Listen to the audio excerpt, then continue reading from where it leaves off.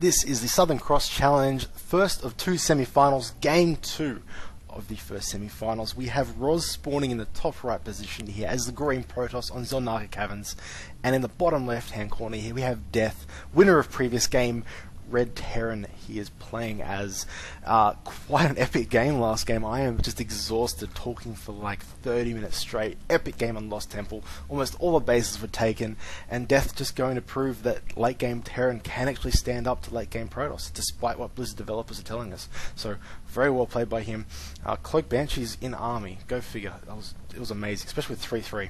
Zelnaka Caverns though, a bit of a smaller map. Here I am kind of hoping we don't get like 3 30-minute games, because like I have work tomorrow and I'm not getting sleep today, so we'll see what happens on this map. Bit smaller, so I kind of expect a bit more aggression than the last game, especially with so many avenues of attack and just so many ways to sort of punish your opponent's natural. It's such a wide open natural, as you can see here, with this backdoor that I love. I think this backdoor here gets underused so much, but hey, we'll see what these players can do. We see Death here doing his standard here. He loves doing this supply depot at the top of the ramp. He will do a second one here, unless of course he decides to change it up just for me. But we'll see what he can pull off here as we see the probe walking in. So probe after scouting off the pylon, just detecting sort of maybe a 2 racks. Doesn't want that kind of stuff happening. We do see refinery going down here. Fairly early refinery. I dare suspect he might go for those Banshees again. He's used them in every game we've cast today. They've been working really well for him. Like, he doesn't just harass with them. Like, other players will get Banshees, cloak him, run him into mineral lines, kill a few probes and die. He's using them in his army, so as support, and they do so much damage, especially when they're cloaked as well. It requires detection from your opponent, and that's not easy to do, because you can use the rest of your units to pick off the Observer or the Overseer or whatever's detecting him. Well done there. So just seeing the SCVs come out. Should get an orbital in a second here. Just having a look up at the Protoss base. Very standard play. Just the gateway going down. Should see a Cybernex core in a second here.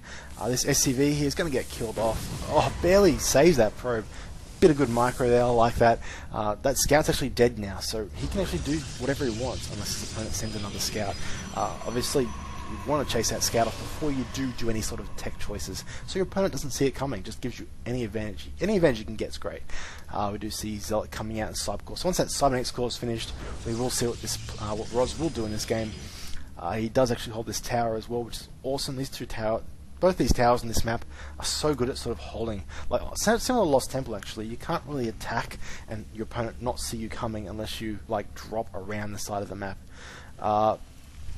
Second gas going up, Ghost Academy. Very, very quick Ghost Academy. So I like that.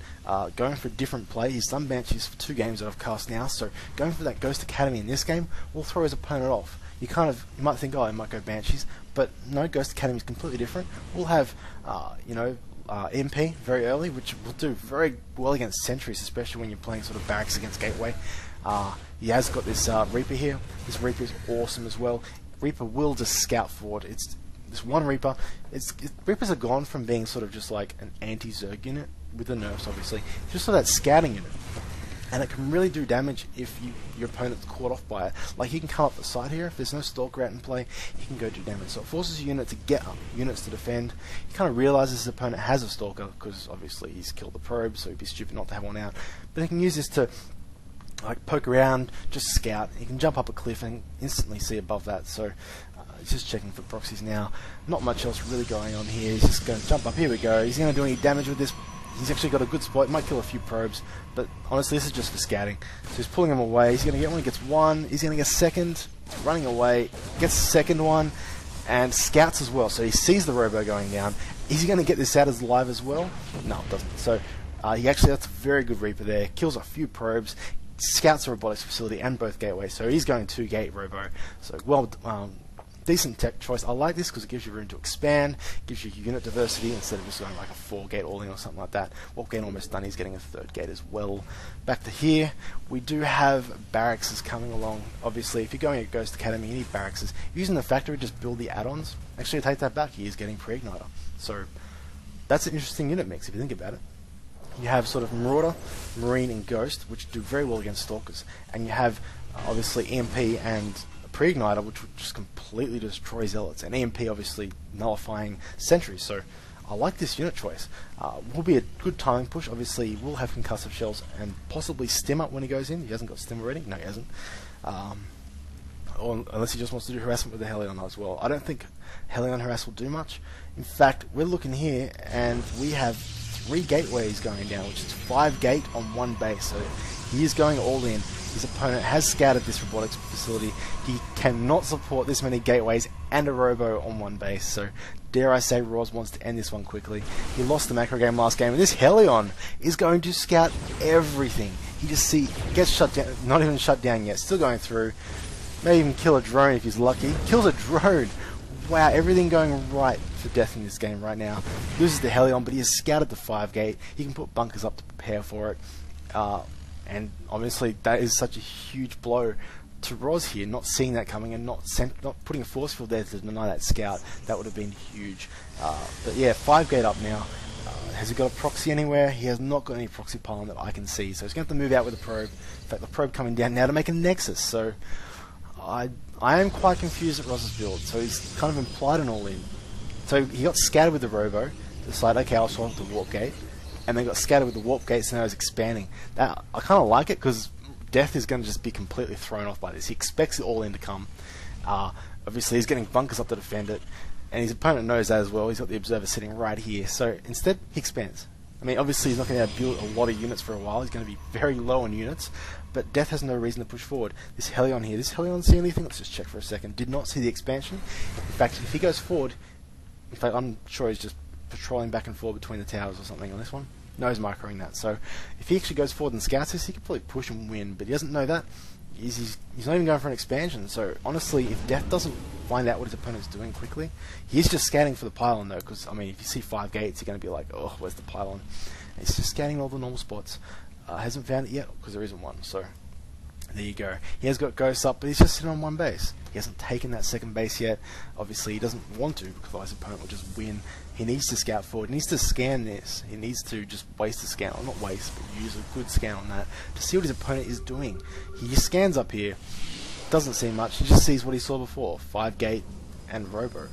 Colossus coming out as well. So dare I say, Roz in a decent, very decent spot. Besides, in fact, those scouts early on might have hurt him more than it helped him. And we do see the Helion finally scouting through here with pre-igniter.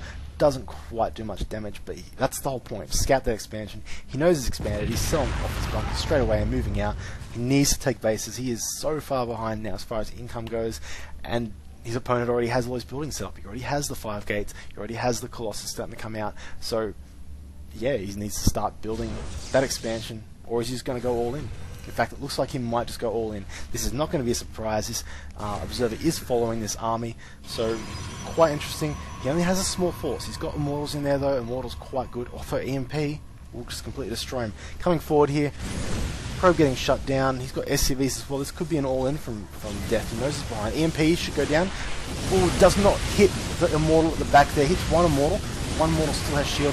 There we go, gets the Immortal now. So pushing forward now. He needs to take out this Colossus. Colossus do a lot of damage to Bio, and no, she doesn't even need to do that. She's going to kill everything.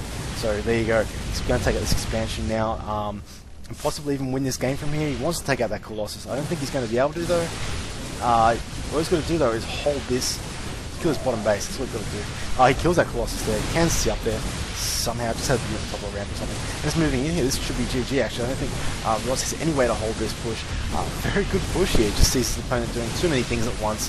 Sees him try and get the robotics up, tries to get the gateway up, tries to expand, just doesn't have anything. There's too many buildings, not enough units, and he's going to take this out. He's staying in the game, so obviously he doesn't want to get knocked out in the tournament, but he is not going to get many units up. He's getting an Immortal out, but is there enough energy? There's no energy for the MP, so unless he obviously misses the MP, he will not do enough. Immortal's out now. Is he going to move forward here? Ghost will MP this. Yep, EMP's at Immortal, so that was basically the game from there. Just waiting for Roz to G. There we go, GG. So well played there by deth. Basically thrown off completely, like scouts his opponent with 3 different things, and just basically comes forward and goes, I'm just going to kill you. You know, you're trying to do too many things, I'm going to kill you. Anyway, well played. Hopefully now we can cast the other semi-final game, which was between, let me check for a second here, it is Refallen and Dete, so stay tuned.